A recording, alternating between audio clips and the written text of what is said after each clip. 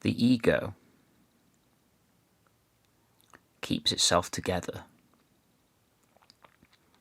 through resisting your current experience. The ego keeps itself together through resisting the present moment, through resisting your experience. And whether you're aware of it or not, if you're feeling unhappy, if you're feeling down, if you're feeling any kind of negativity within your consciousness, then likelihood is there's a small but tenacious aspect of you which is saying no to the way that you are. There's a small but tenacious part within you which is saying no to your internal experience, which is not wanting your internal experience. Now, what that tiny little aspect of self does is when it says no to your inner experience, whatever experience you're having, maybe there's a bit of stress there, maybe there's anxiety, maybe there's whatever it is, worry, whatever it is. As soon as that little no gets said to your inner experience, then your inner experience, whatever that is, the stress, the holding, becomes 1,000 times more.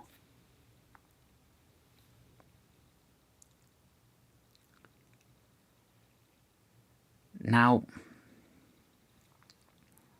like I said before, the ego is held together by this tiny little aspect of self which is saying no to your experience, which is not wanting your experience to be the way that it is. And what we can start doing when we get into spirituality is we come into spirituality from that part, that aspect of yourself which wants to feel better, which is not wanting this experience. That aspect of yourself gets on the spiritual path and wants to feel better and does all of these things, and it'll have moments of insight, moments of opening, moments of freedom, moments of peace. But what can happen is that little aspect of self which is not wanting your experience can start using spiritual techniques, spiritual methods, meditation, whatever, to actually resist the way that you're feeling. So you start meditating, and you're meditating, in a way, you're meditating as that one that doesn't want your experience to be the way that it is. You start doing breath work.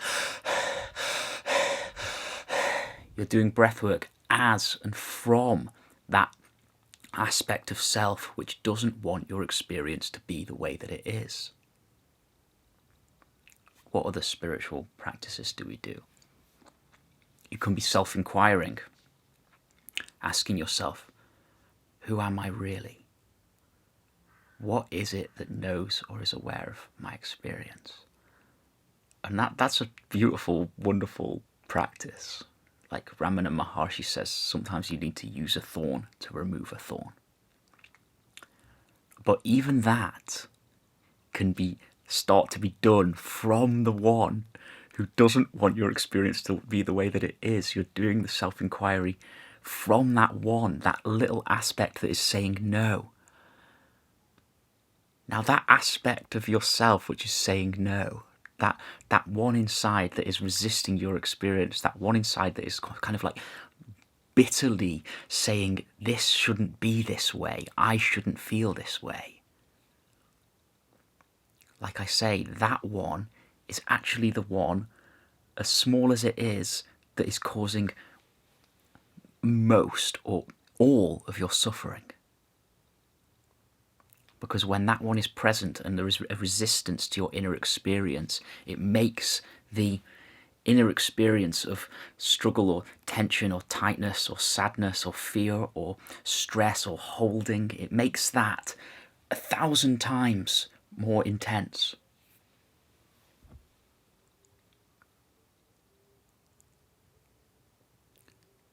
So then comes the teaching.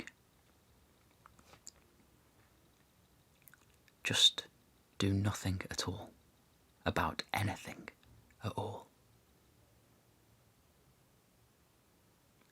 Don't try and change your experience in any way at all.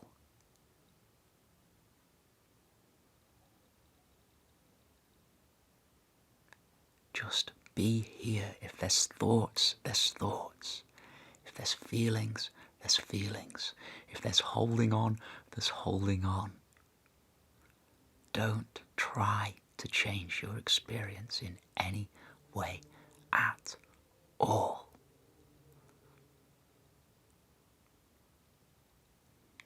And what can happen when you simply stop trying to change your experience in any way at all?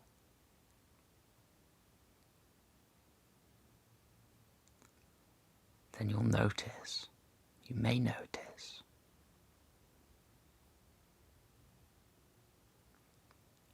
that your true nature, the causeless peace, goodness, and happiness and love of your true nature, naturally, without any effort at all, starts to bubble up to the surface of experience.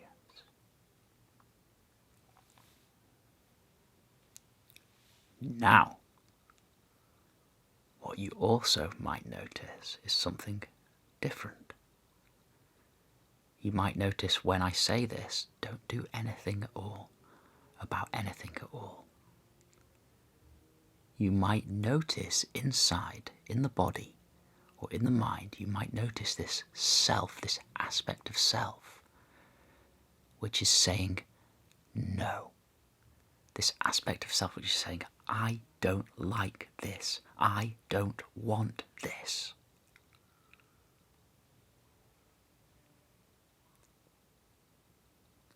And if you notice that aspect of self, then you cannot be that aspect of self. You must be the one who knows it. You must be the one who is aware of it. And if you can see it within your own consciousness, then all you have to do is say hello to it. Wave to it. Say hello. Welcome. I can see you. I know you don't want this experience to be this way. I can see you. You're welcome here. And you welcome the struggling, fighting, I don't want this one into you. You say hello to it. You let it come into you. You welcome that one.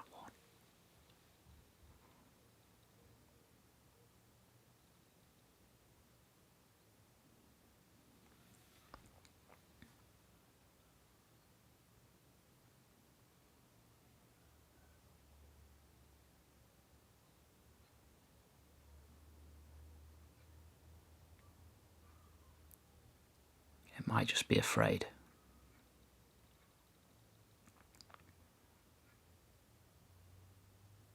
It might just be afraid. Scared that if it really lets go, something bad's going to happen to you. If it really lets go of control, then your whole world is going to fall apart.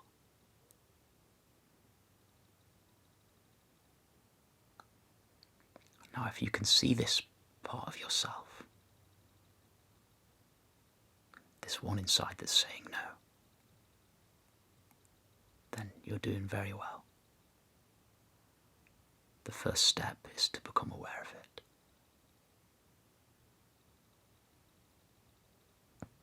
And the next step is to just ever so gently let that one come into your heart. Welcome that one into your heart. Open your arms to it.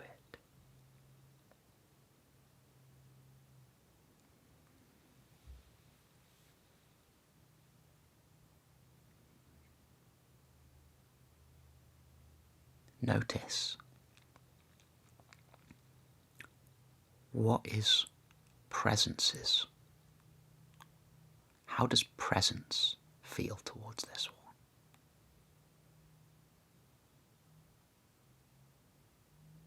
How does presence feel towards this one that's saying no? And when I ask myself that question, I feel presence. Gently holding that one, gently loving that one, gently welcoming that one inside that's saying no.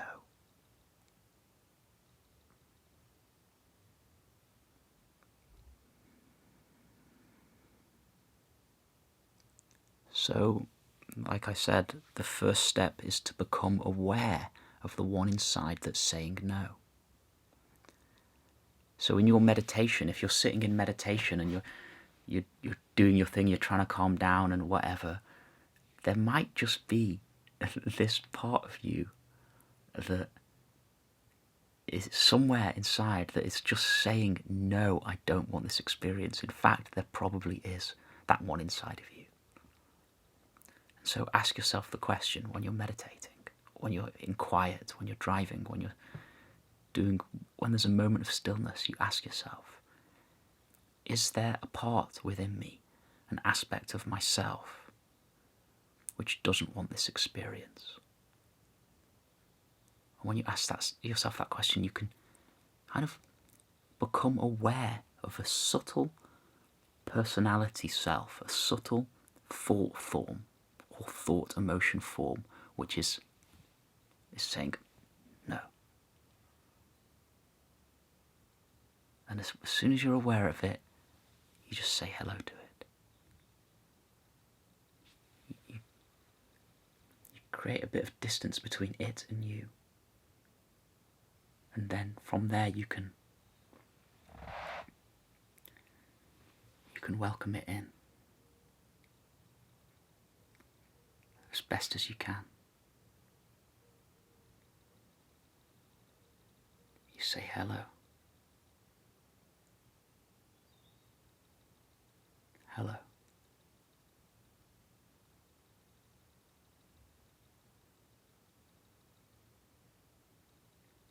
It may just be scared.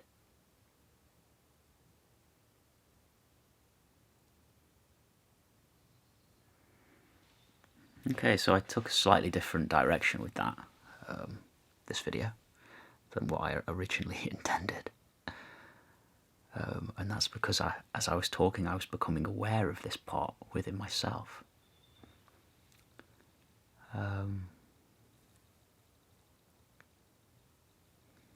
So yeah.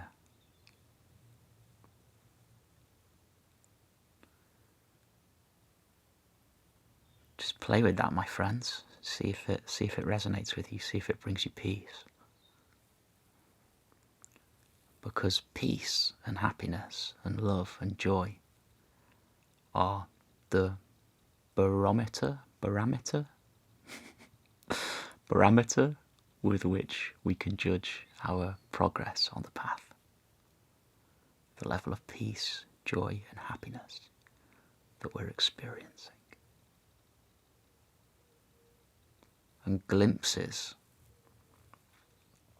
are so important. People say, oh, I've just had a glimpse. I've not had this big, full, complete abiding awakening. It's just glimpses, just glimpses. Glimpses are freaking awesome, guys. glimpses are awesome. Just keep going with the glimpses, and the glimpses grow and grow. And then more and more there's an abiding sense of being within your being within your true nature. So follow the glimpses. Glimpses mean you're going in the right direction. I think the Sanskrit word is satori, experiences.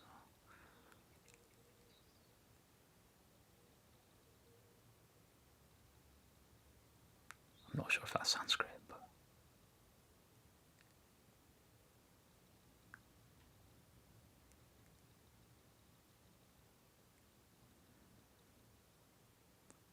yes. We're waking up. We're waking up, guys. It's good. It's good to wake up. It's fucking good to wake up. And life can put us through hell to get us to the point where we're waking up. In fact, that's usually the way.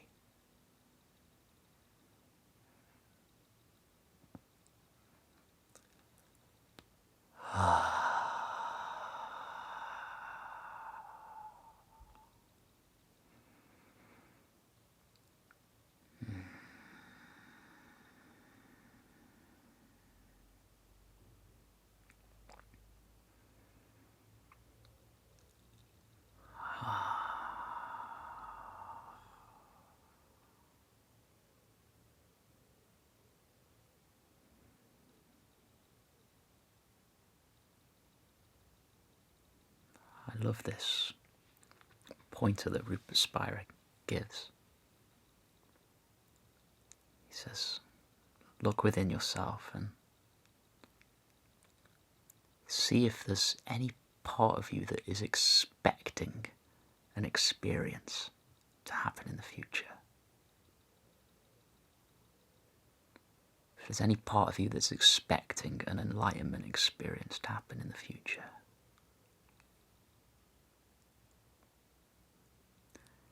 And if enlightenment is coming into a place of lasting happiness, then an experience that happens in the future cannot be it. Because any experience that happens in the future cannot be lasting happiness. Because if it's in the future, then it's not here now. And lasting happiness must be here now. It is your true nature. It is you.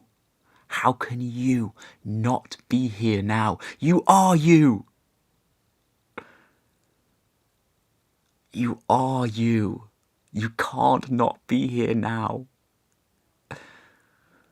We just get so pulled in and distracted and absorbed and hypnotized by believing that we're the thoughts inside of our heads, that we lose touch with the very simple, ordinary fact that we are. That we are here. And that we've always been here and we can only ever be here. And you can never lose yourself because you are yourself.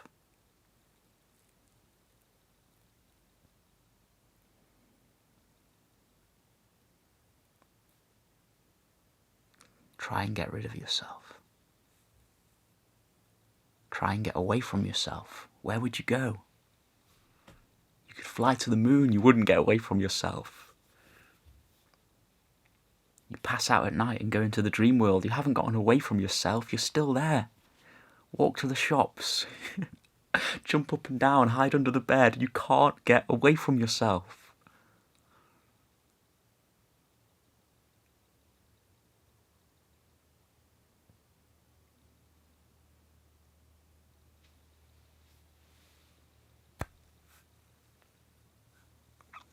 Okay.